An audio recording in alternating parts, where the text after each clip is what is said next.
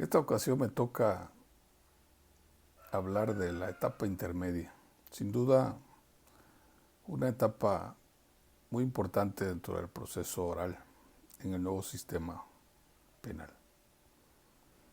Dentro de cada una de las macroetapas que compone el sistema judicial, la etapa intermedia corresponde a una previa al juicio oral. Por ello se le conoce como de preparación, la cual es importante porque ésta se ofrece, anuncia, anticipa e integra los elementos que se expondrán por parte de las etapas subsecuentes, que es propiamente la de juicio. ¿Qué es la etapa intermedia o de juicio oral? Su aplicación se introducirá brevemente a dicha etapa, la cual debe anticiparse porque está compuesta por dos fases, una escrita y una oral. Esto nos dice que no precisamente porque es oral en el nuevo sistema, no debemos de presentar nada por escrito, al contrario.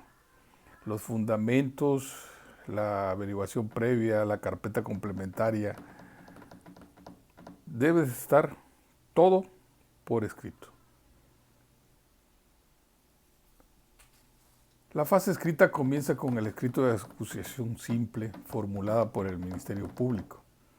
Aquí es el inicio prácticamente de la etapa intermedia.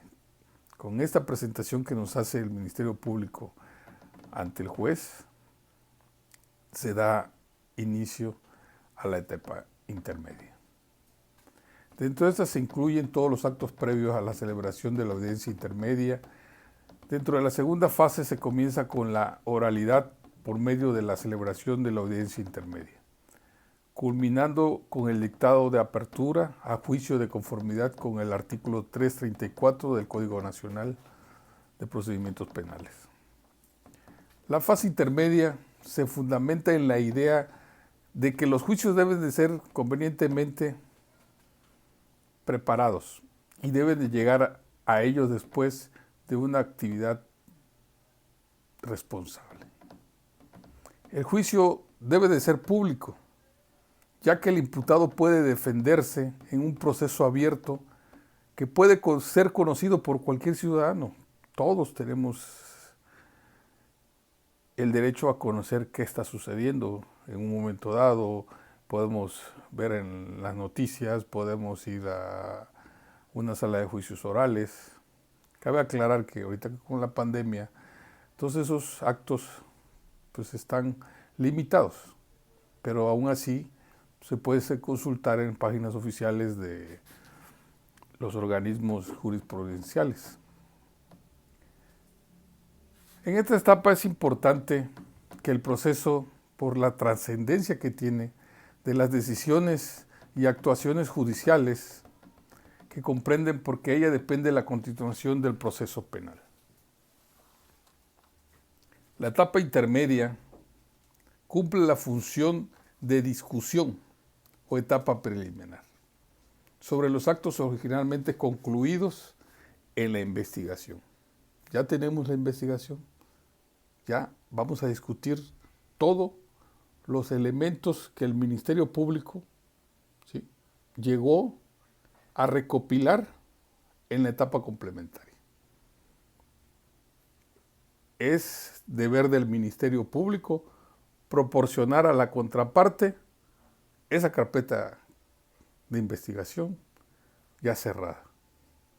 Ya no le podemos anexar nada más, ya no podemos, si se nos olvidó algo, hey, es que se me olvidó y lo quiero. No, ya esa etapa ya se cerró, ya se hace la etapa intermedia, se le da de conocimiento al juez, se le entrega copia al juez, se le entrega copia o debe de tener ya su copia el abogado del imputado.